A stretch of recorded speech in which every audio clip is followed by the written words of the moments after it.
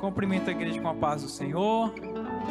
Graças a Deus. Fique à vontade, pode tomar o seu assento, louvando e agradecendo ao nome do Senhor por essa noite que o Senhor nos permite estar na sua casa, poder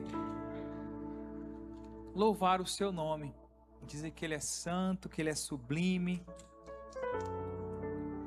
que Ele é glorioso. Como disse o salmista, a quem nós temos no céu senão ao Senhor, e não há na terra quem nós desejamos mais. Então, se esse é de fato o desejo do nosso coração, que possamos aumentá-lo a cada dia, o desejo, a chama, a oportunidade de estar com o Senhor, de estar perto dEle, e de poder desfrutar tudo aquilo que o Senhor tem para as nossas vidas. Graças a Deus. Meus irmãos, nós estamos hoje no nosso segundo dia, segunda quarta-feira, nesse estudo sobre as primícias, honrando a Deus através das primícias. E na semana passada nós conseguimos absorver muita coisa do que de fato Deus ele quer, do que de fato Deus espera de cada um de nós. E nós podemos entender que a primícia de Deus é o próprio Cristo, e a primícia de Cristo é o Espírito Santo e a sua igreja. Então, hoje nós iremos entender um pouco mais a respeito de como isso se aplica no Antigo Testamento. E nós entendemos que primícia não é só o ato de nós contribuirmos financeiramente. Podemos entender que eu posso e devo primiciar meus primeiros atos diários, as minhas primeiras palavras. Você já parou para pensar nisso? Qual que é a primeira palavra que eu vou falar assim que eu me levanto?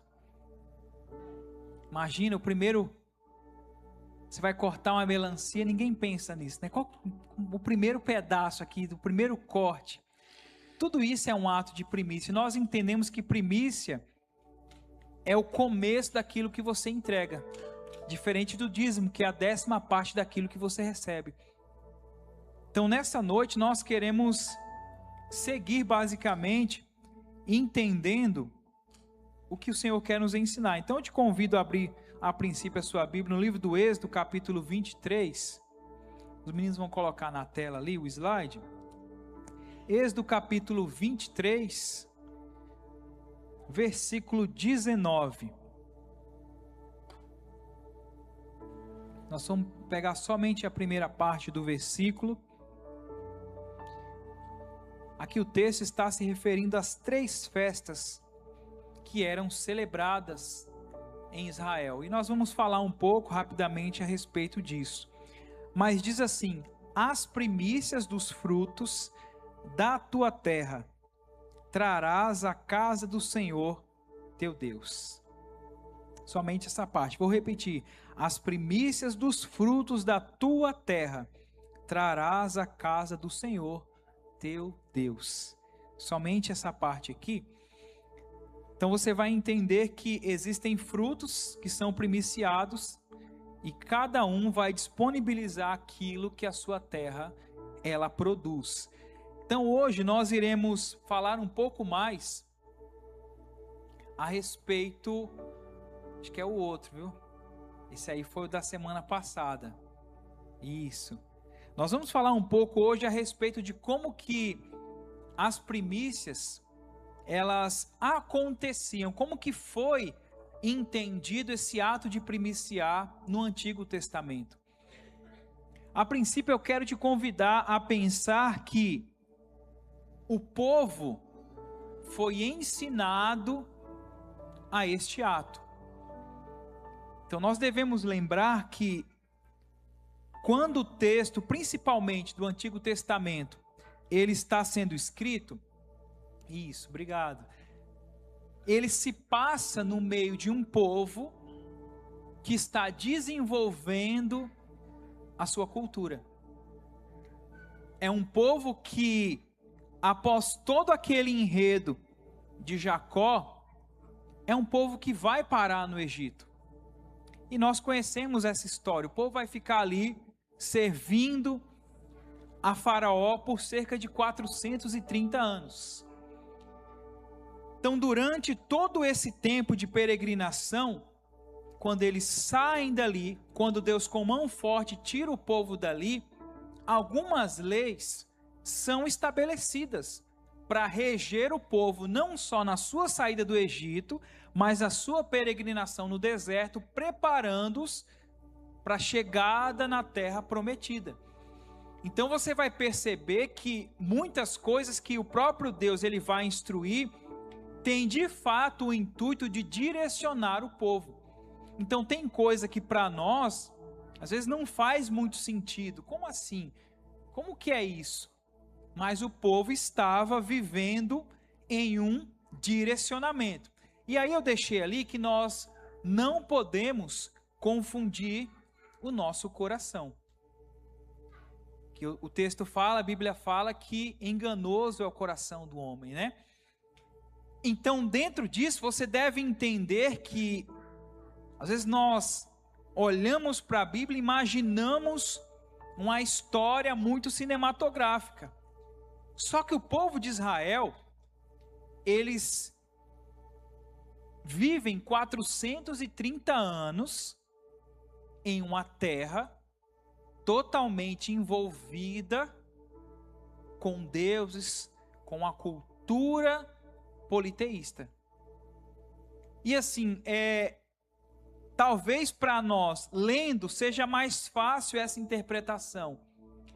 Mas se considerarmos que uma geração, vamos colocar aqui, viveria 100 anos, nós temos 4 gerações, né?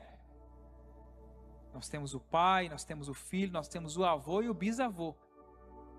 Dentro desses 430 anos. Se a gente considerar que é 80 anos, vai dar até um pouco mais. Então, assim, nós estamos falando de um povo que está há quase 5 gerações em uma terra. Por mais que eles estavam em um ambiente separado, mas eles continuavam na terra do Egito. Eles estavam lá.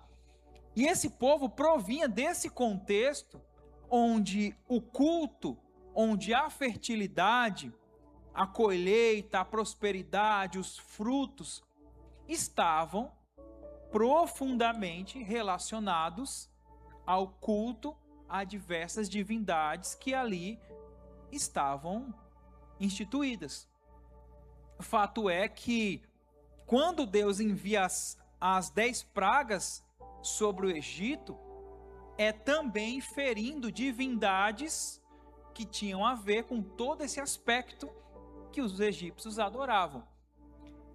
Dentre todas essas divindades, que não é a única, eu queria destacar aqui uma delas, que é a Renenetut, que ela é também chamada de Hanut, né?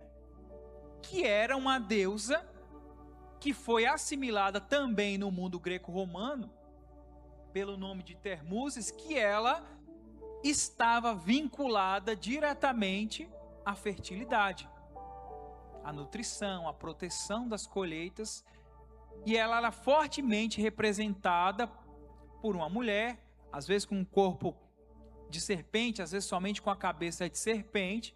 Então, quando os egípcios entendiam essa parte agrícola, a colheita dos frutos, automaticamente eles vinculavam a Renenetut.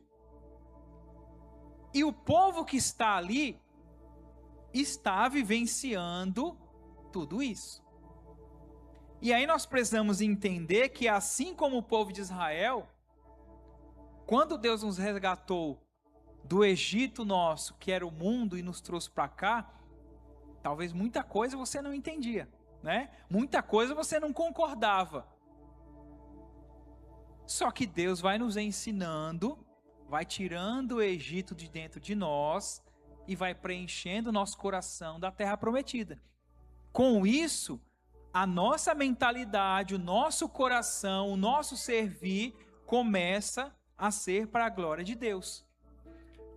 E talvez os nossos ídolos e deuses e divindades, que diretamente ou indiretamente nós cultuávamos no mundo, hoje não pertencem mais a nós. Porque fomos libertos da terra da servidão. Fomos libertos da terra da escravidão.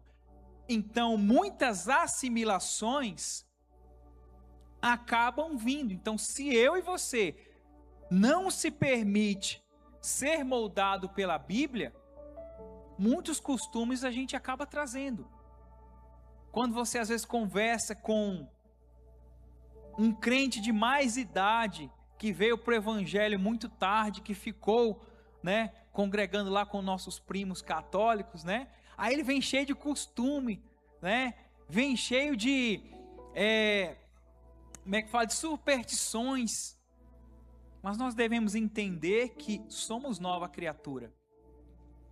E olhar para a antiguidade, ver como esses deuses eram cultuados, nos geram duas coisas. Primeiro, a alegria da nossa hoje libertação. E segundo, o cuidado e a identificação de quem são esses ídolos na atualidade. Quem pode roubar do nosso coração a verdadeira colheita que Deus espera de nós? E aí, o culto a René Netut, ele estava diretamente ligado e associado ali ao período final da colheita. E nós sabemos que isso se trata da primícia. Eles colhiam, e primiciavam o armazenamento de grãos, e ela era conhecida como essa guardiã. E por muito tempo foi entendido dessa forma, quando eles recebiam, colhiam os frutos e apresentavam as suas oferendas em consagração, a tudo que a deusa podia fazer em relação ao culto, à colheita, à manutenção e até mesmo à ordem cósmica, a Maat, ali era a ordem cósmica, o que regia todo mundo. Então nós devemos entender que o povo no Egito estava debaixo dessa cultura. Aqui eu estou pegando apenas uma divindade. Mas, se você for olhar as pragas, vai ter um monte. E aí o povo vem disso daí. Só o que acontece? Quando Deus retira o povo do Egito, ele vai fazer o seguinte: ele não vai apenas libertar o povo de uma servidão política, cultural, mas Deus vai iniciar um processo de reeducação. Vai estabelecer uma nova cultura, um novo entendimento teológico, um novo entendimento cultural. E colocar na cabeça do povo. E você sabe que quando o povo sai do Egito em direção à Terra Prometida, você sabe que muitos problemas que Moisés enfrentou na caminhada era devido à cultura idolátrica que eles tinham aprendido no Egito. Ao ponto de olhar para trás, mas lá no Egito a gente comia pepino, tinha cebola lá, tinha alho poró, tinha um monte de coisa boa. Agora trouxe a gente para morrer aqui no deserto. E é sempre assim, quando nós nos frustramos no presente, a tendência é recorrermos ao passado, no último momento que deu certo. E esquecemos de olhar para frente para entender o que Deus tem para as nossas vidas. Então, quase todos os problemas que Moisés vai enfrentar é justamente vinculado a isso aqui. E o objetivo de Deus não era em nenhum momento pegar o que deu certo no Egito e falar agora para o povo: agora vocês vão fazer dessa forma. Vou copiar o modelo egípcio para que vocês se estão reclamando muito, eu vou fazer algo igual. Não, na verdade não. Porque esse entendimento de colheita, de princípios, de entrega, já era conhecido. E eu deixei ali, Deus não copiou o rito egípcio, mas ele vai reorientar o povo, o princípio. Então, quando nós aprendemos na palavra de Deus algo que faz sentido para a nossa vida espiritual, na verdade, o nosso entendimento, o nosso coração está recebendo apenas a devolutiva daquilo que foi arrancado de nós quando nós saímos do jardim. E a partir do momento que isso volta para dentro de nós, é Deus reorientando os princípios que vão reger a nossa vida. Então é com base em tudo isso que Deus ele quer nos ensinar. E olha que interessante, porque enquanto no Egito as primícias eram oferecidas para assegurar fertilidade futura por meio de divindades naturais, em Israel elas se tornaram expressão de gratidão, obediência, reconhecimento da soberania exclusiva do Senhor, que não depende da oferta, mas sustenta o seu povo por meio de uma aliança. Olha que interessante. Você já imaginou se a nossa vida exclusivamente hoje dependesse somente da oferta que nós entregamos? A oferta é um ato simbólico e bíblico. Porém, o que sustenta a nossa vida é a aliança que Deus tem comigo e com você. E Deus não quebra princípios. O ato de você entregar em obediência, em reconhecimento e gratidão, não é assegurando uma fertilidade. Você pode fazer um voto ao Senhor. Você pode consagrar algo ao Senhor, dar nome à sua oferta. Mas a resposta do Senhor virá pela aliança que Ele fez com você. E não pelo fato de barganhar algo com Deus. Porque Ele é dono de tudo. Mas Ele quer simplesmente provar e ensinar o nosso coração. É simplesmente por isso, para que nós venhamos entender que a nossa prosperidade não está vinculada ao trabalho das nossas mãos, mas à bênção do Senhor que está sobre a nossa vida. Quando nós decidimos viver em aliança com o Senhor. E é assim que acontece. Deus estabelece uma celebração que ensina o princípio da verdadeira adoração. Não é a manipulação do sagrado, mas a resposta obediente a Deus que age primeiro na história. É interessante isso, né? Manipular o sagrado. É por isso que você vai ver que muitas coisas que são criadas por Deus, os homens querem tornar aquilo profano. E aí profana a mata, profana a cachoeira, não é? Sai profanando um monte de coisa, querendo manipular o sagrado. Quando eu digo manipular o sagrado, eu não estou aqui me referindo a entidades. Eu estou dizendo que assim, o entendimento é, eu vou entregar isso aqui, para que através desse ato, eu venha receber.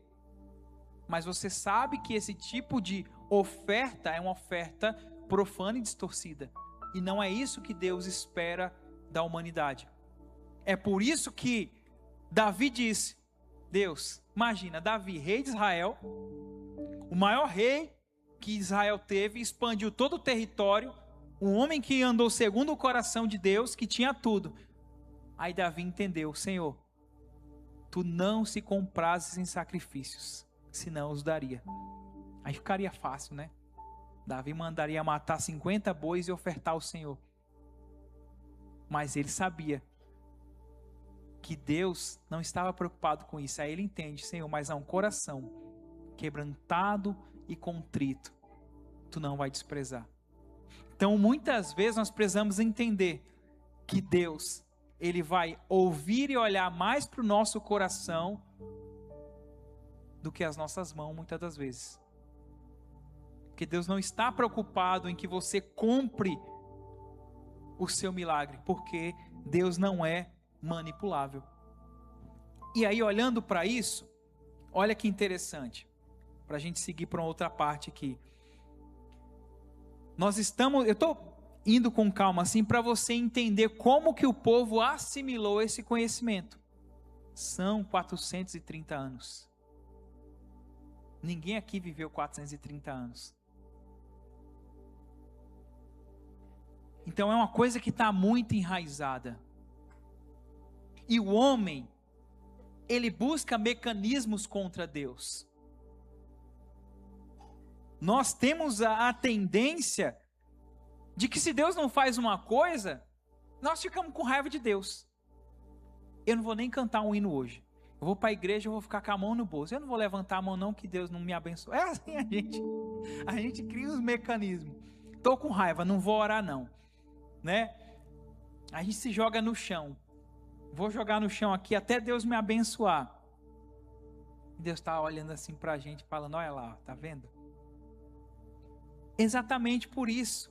Porque tem coisas que nós não alcançamos, porque nós ainda não entendemos.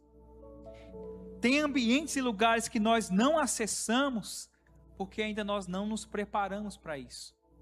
Então, entender que Deus agora tem um novo formato de culto, de adoração, de oferta, de reconhecimento, isso vai fazer toda a diferença na nossa vida, em todo o nosso ano de 2026. E aí, esse culto, ele estava instaurado no Egito. Então, quando nós olhamos o culto agrícola egípcio, ele estava monopolizado, não só por uma única divindade, mas quando você pega ali Renenetut, ela vai estar envolvida com outras divindades. Osíris, que tinha o ciclo da morte e da fertilidade. E é interessante trazer isso porque, como eu disse na semana passada, a parte profética nós já recebeu o ano todinho, né? Na semana. Agora é a parte teórica para a gente anotar ali no canto da Bíblia. E aí você tem o Min, que seria a fertilidade masculina, e aí você já entendeu como que funciona. E o deus Rap, que o Rap na verdade seria o deus Nilo, o rio Nilo, que trazia toda a abundância de águas para o Egito. Então eles estavam interligados. Então a fase final da colheita, o armazenamento, a proteção dos grãos, tudo isso era entregue a divindades falsas. Agora você já imaginou quando você entrega o que é verdadeiro para o Deus verdadeiro?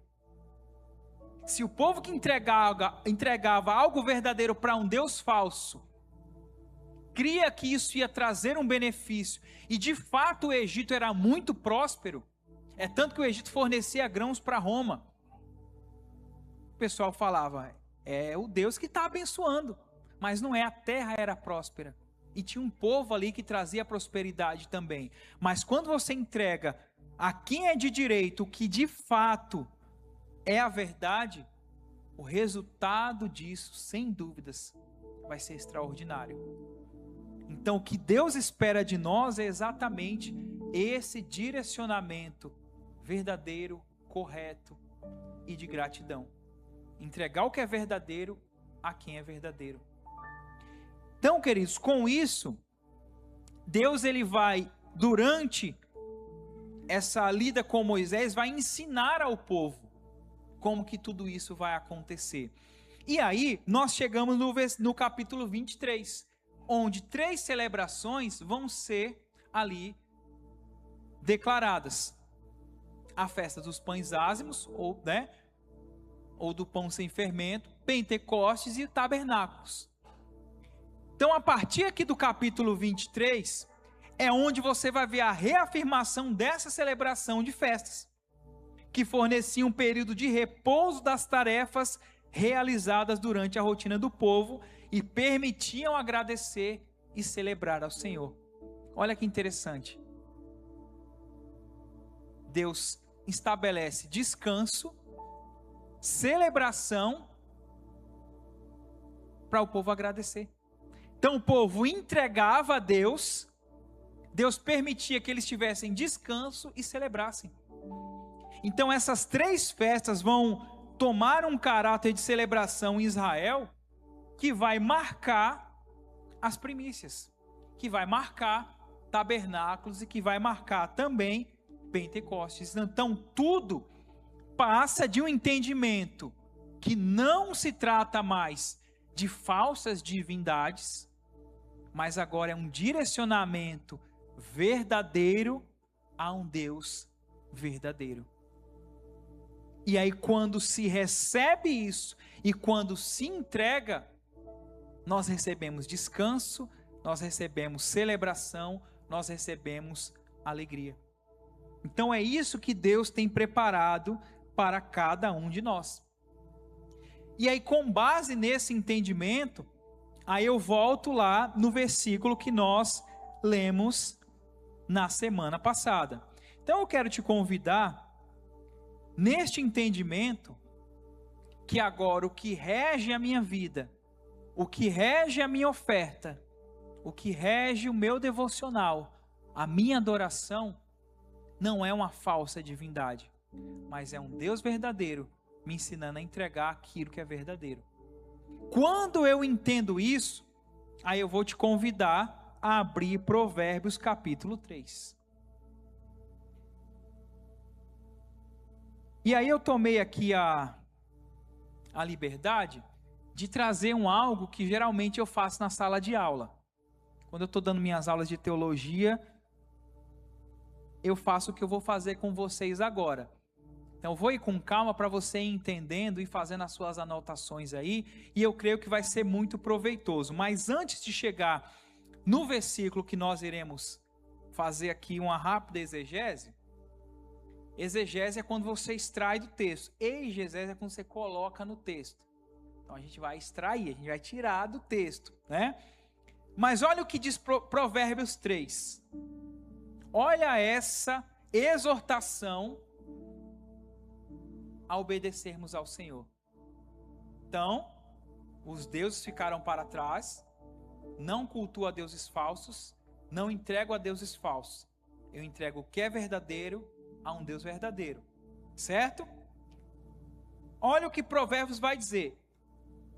Filho meu, não te esqueça dos meus ensinos, e o teu coração guarde os meus mandamentos. Fazendo isso, sabe o que é que vai acontecer? Porque eles aumentarão os teus dias e te acrescentarão anos de vida e paz.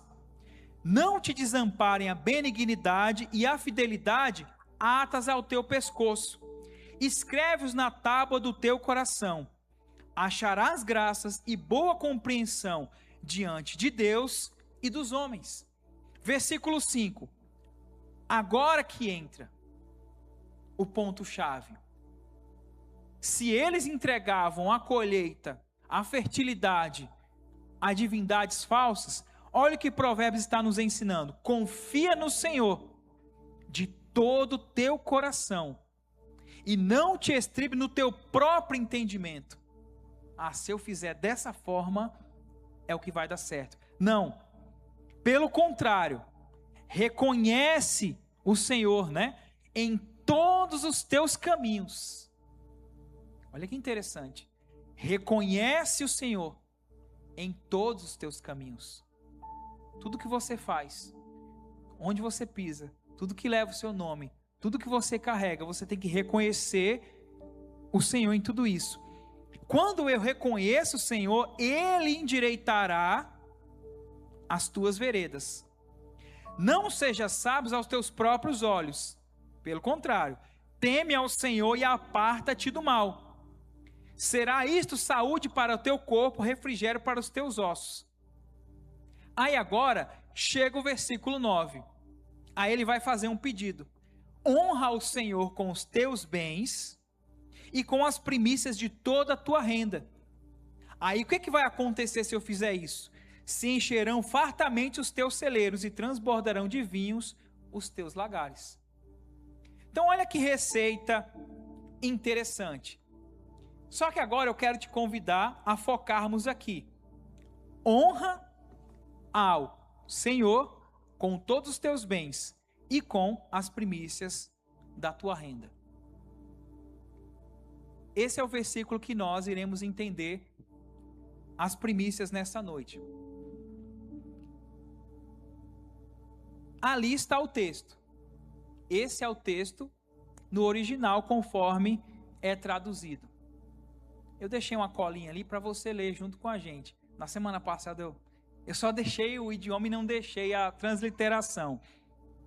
Mas aí está o texto original de Provérbios 3, versículo 9, que nós acabamos de ler.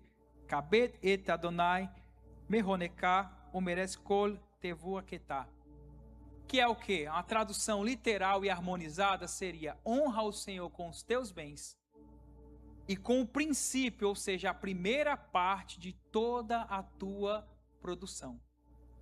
Aí aqui nós temos 3 pontos. Primeiro, o verbo honra aqui é um verbo imperativo.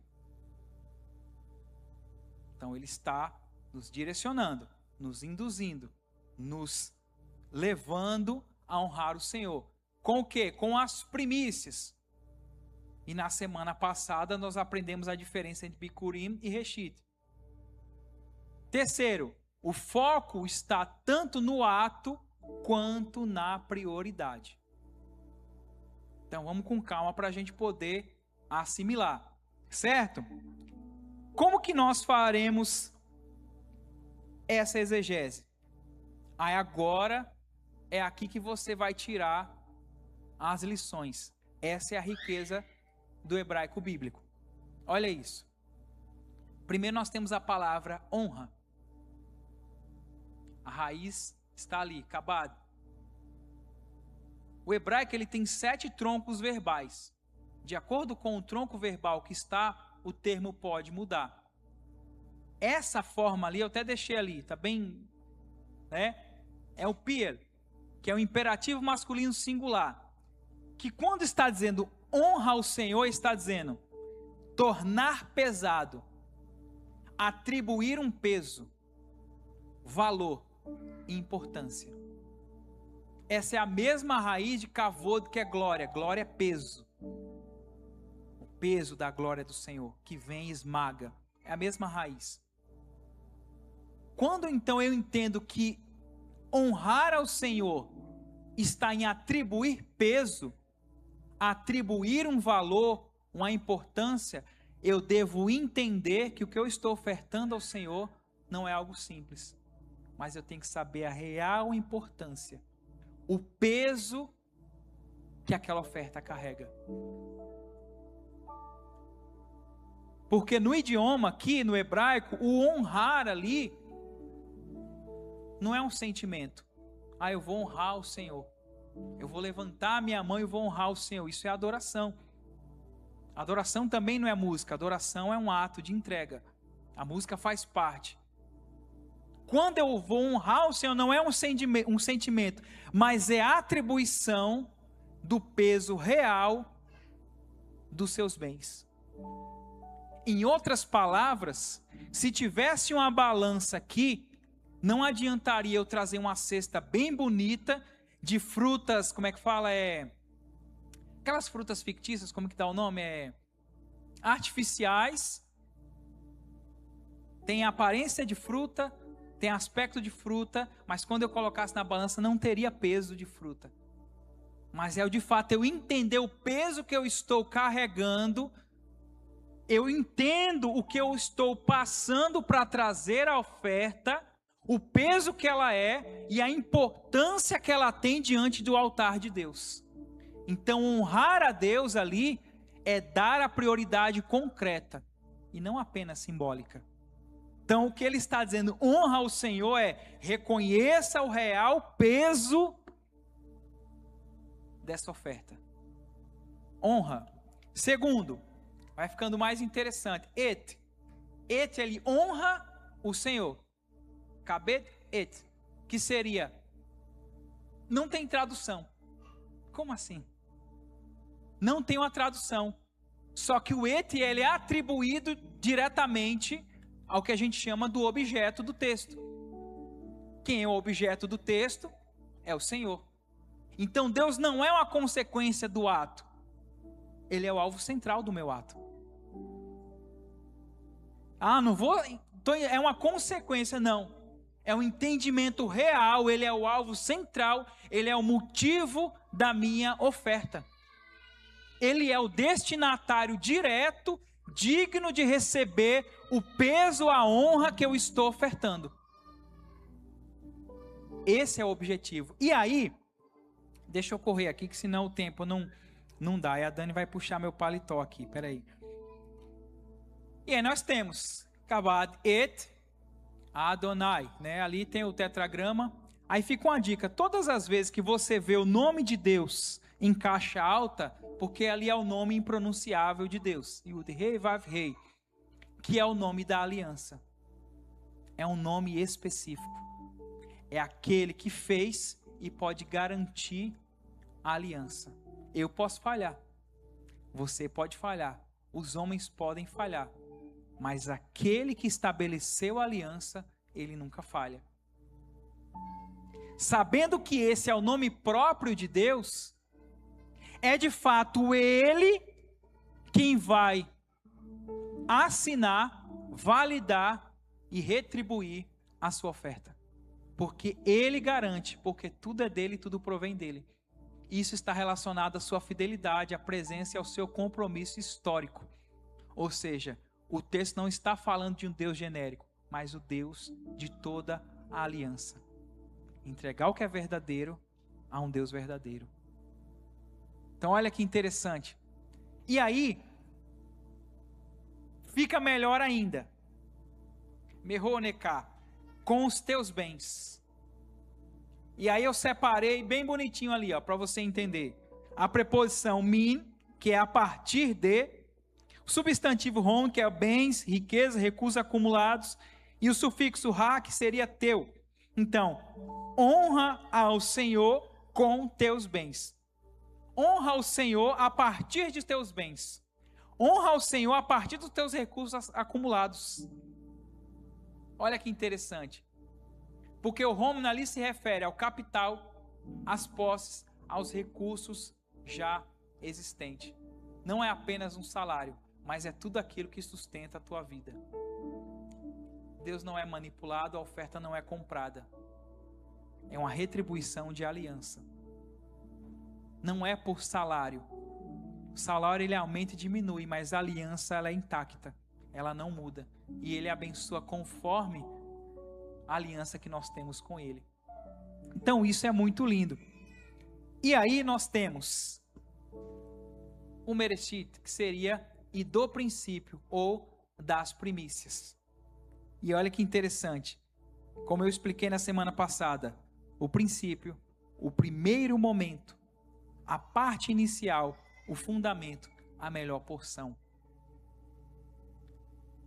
Então, será que nós temos essa noção que o meu primeiro momento de tudo que eu vou fazer é uma primícia ao Senhor?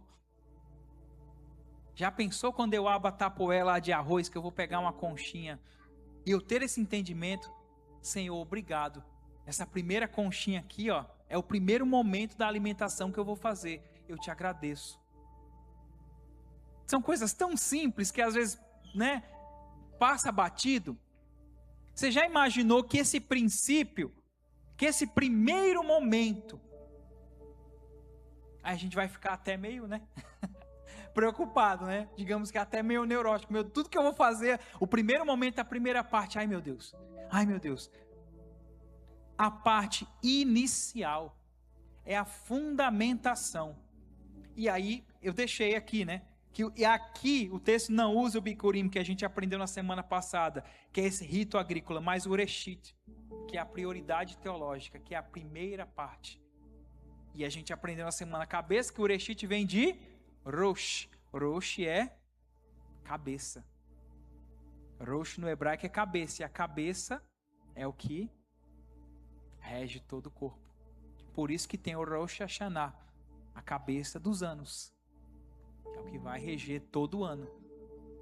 Então o Ureshit vem de Rosh, então é a cabeça, é o princípio. E foi daí que nós entendemos que o cabeça da igreja é o Senhor, é a primícia de Deus. Ele é o primeiro feixe que Deus entregou à humanidade. Isso é muito lindo. Olha como o texto ele se conecta entre si. Se eu entender dessa parte, de fato, Jesus ele é o princípio, ele é a parte inicial de tudo, ele é o fundamento, ele é para nós a melhor porção. Então o que nós fazemos é o modelo de Cristo. Isso é muito lindo. E aí nós temos o cole, que seria o todo, a totalidade.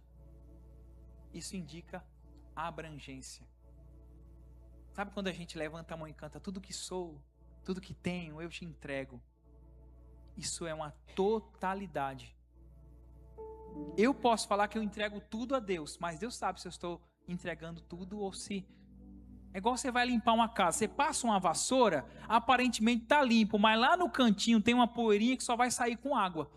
Aí quando você joga a água, aí tudo fica limpo. Ou seja, nenhuma área da produção é excluída. Totalidade. O princípio não é seletivo, é integral. Todas as coisas pertencem a Ele. Tudo volta para Ele e tudo é dele. Por isso que o texto fala: quer comais, quer bebais ou façais qualquer outra coisa, façam tudo para, se fosse no hebraico, o kavod Adonai, que seria para a glória de Deus, reconhecendo o peso que tem isso. É tão interessante essa questão.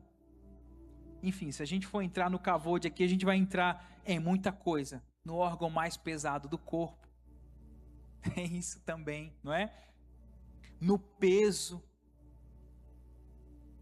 Rapidamente, você lembra da visão de Isaías? No ano que morreu o rei Uzias, eu vi o Senhor assentado num alto sublime trono. Quando o Senhor se manifesta, os serafins começam a dizer que Ele é santo, santo, santo, e toda a terra está cheia da sua glória. O Isaías olha e fala: ai de mim que vou perecendo. Em outras palavras, o peso do Senhor ia esmagando tudo que ia pela frente, como se fosse uma erupção vulcânica.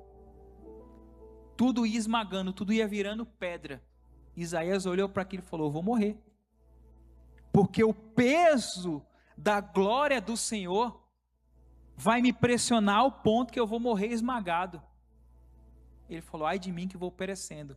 Por quê? Eu habito no meio de um povo impuro, sou de impuros lábios. E o que faz divisão entre nós e Deus? O pecado. Ele reconheceu o seu estado pecaminoso. E ele falou: vou morrer esmagado pela glória do Senhor. Então a glória do Senhor é o peso, não é só o brilho.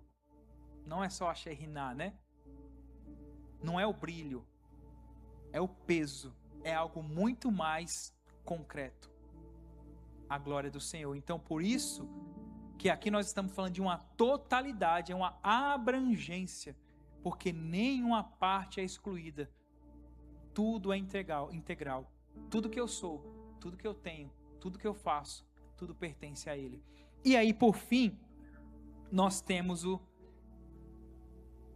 Tevutekar, que seria tua produção. Que aí a gente traduz aqui como renda, né? Outras Bíblias traduzem diferente, mas o termo ali seria tua produção. Aqui a gente entraria em um tema tão interessante, se a gente fosse analisar qual que é o peso do que eu estou produzindo, estou entregando ao Senhor. E eu não estou falando só de oferta. Tudo que eu faço, qual que é o peso disso, né? Qual que é a notoriedade disso? Qual que é o aspecto íntegro disso que eu estou integrando ao Senhor? E aí nós temos aqui o termo, que aí vai mudar, tá? Tevutekar, mas pode ser Tebutekar, né? Que aí vai mudar uma letrinha ali, um pontinho dentro da letrinha. Que é de vir ou entrar. Olha que interessante. Tudo aquilo que vem às tuas mãos, tudo aquilo que entra na tua vida, tudo aquilo que a terra produz, tudo aquilo que a terra gera. Que é claro que assim, hoje, a nossa fazenda, a nossa renda é financeira, né? Ninguém traz aqui, né? Na hora da oferta, pelo menos eu nunca vi alguém trazendo uma cesta de abóbora, né? Ninguém traz os frutos da terra para entregar na hora da oferta. Porque esse é o entendimento, porque o povo era uma cultura agrícola. Mas a nossa renda hoje é conforme o nosso trabalho. E aqui, ó, o substantivo é aquilo que vem como resultado. Ou seja, tudo gera um resultado. E aquilo que eu extraio desse resultado, aquilo que vem, aquilo que entra, é aquilo que eu entrego. É exatamente o que está dizendo aqui. Ou seja, o tevoá seria algo como o produto do trabalho. O resultado visível do esforço. Isso aqui é lindo. Porque o que você passa no trabalho, eu não estou vendo. Ninguém está vendo. Mas a partir do momento que o seu suor vira uma oferta e você materializa ela no altar, isso é visto. Você veio aqui, você trouxe. Só que o que você passou para adquirir isso, muitas das vezes foi um dia frio, foi um dia cansativo, foi um dia mais atordoado, foi um dia que parecia que estava de noite, né? Mas aí Deus permitiu que você visse ali o resultado visível do seu esforço. Seja 5 ou seja 1000. É o resultado visível do teu esforço. É a sua colheita. É o seu rendimento. Eu estou falando de maneira financeira, mas é tudo aquilo que você produz. Tudo aquilo que você produz. Ou seja, não apenas agricultura, mas fruto do labor humano sob a bênção divina. E aí, para a gente caminhar nesses 5 minutos aqui para o final, qual que é o resultado? Eu quero que você repita comigo. Eu vou dizer a primeira palavra e você diz a segunda, que está entre parênteses. Vamos lá no 3. Verbo, objetivo, meio, princípio, totalidade. É isso que o versículo está dizendo. Esse é o resultado do versículo. Em outras palavras, ele está me ensinando que honrar a Deus não é uma ação abstrata, é uma ação concreta. Segundo, é realizada com bens reais a um Deus real. Terceiro, começando pelo princípio, pela primeira parte, pela melhor parte. Quarto é a abrangência do todo. É isso que Deus está nos ensinando em Provérbios. E para finalizar, nós temos aqui os pontos fundamentais do versículo. Honra precede bênção. Que nós lemos aqui. Primeiro você honra, aí depois se encherão fartamente os teus celeiros e transbordarão de vinhos os teus lagares. Segundo, a prioridade, guarde isso, a prioridade vem antes do acúmulo. Deus, ele quer nos abençoar, mas o foco de Deus não é a gente acumular ao ponto de se perder dentro do acúmulo. Terceiro, a primícia consagra a produção. Lembra que eu disse na semana passada? Primícia é quando eu entrego primeiro para depois colher. É o resultado. Já o dízimo não, eu primeiro colhi e eu tiro a 10ª parte. É uma coisa que está interligada na outra. Então, primeiro eu entrego, primeiro eu reconheço, eu entrego, depois eu recebo. Depois eu recebo para entregar. E por último, o coração é revelado pela ordem das entregas. Isso não é uma transação econômica, mas sabedoria aplicada à vida. Portanto, primícia não se trata do que sobra. Primícia se trata daquilo que governa. Porque tirar a primeira parte é confiar a Deus o todo. E o coração não pode balançar. Será que a segunda parte vai ser melhor do que a primeira?